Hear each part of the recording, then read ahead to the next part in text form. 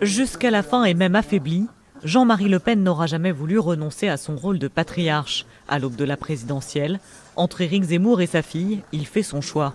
Et moi, j'ai considéré l'intérêt national, considéré les chances de la droite nationale, que Marine les incarnait mieux que quiconque.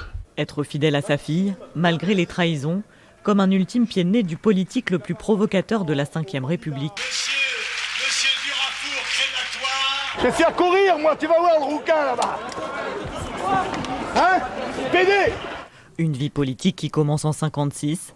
Le jeune Breton est élu député à seulement 27 ans. En 1972, il fonde un parti d'extrême droite, le Front National.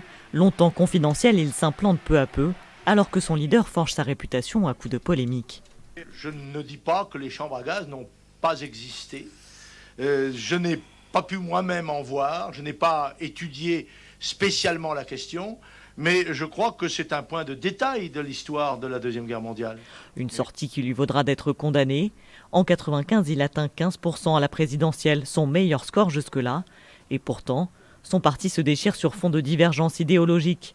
En 1998, c'est le divorce avec Bruno Maigret. Je n'abandonnerai pas la barre du navire à une poignée de lieutenants et de quartiers-maîtres félons. Le FN est alors fragilisé. Pourtant, 4 ans plus tard, coup de tonnerre. Pour la première fois sous la Ve République, un candidat d'extrême droite accède au second tour de la présidentielle. Vive la France! Le point culminant de sa carrière politique, alors qu'en coulisses, sa fille cadette s'apprête à sortir de l'ombre. Janvier 2011, Marine Le Pen reprend le flambeau du parti, mais les provocations du désormais président d'honneur nuisent à l'opération de dédiabolisation. Et Monsieur Bruel aussi. Ah oui, ça ne m'étonne pas. Oui, voilà. Écoutez, on fera une fournée la prochaine fois. Une polémique de plus, c'est le début d'une guerre ouverte chez les Le Pen. Jean-Marie! Jean-Marie! Jeanne! Au secours! La fille finit par exclure son père, qui semble pour la première fois déstabilisé. Je suis choqué, blessé tout de même, parce que je suis victime de ce qu'on peut appeler peut-être l'acharnement politique. Incapable de quitter la scène, le fondateur du FN joue la statue du commandeur, comme quand sa fille rebaptise le front en Rassemblement National. Vive le Rassemblement National, vive la France! Un coup dur de plus.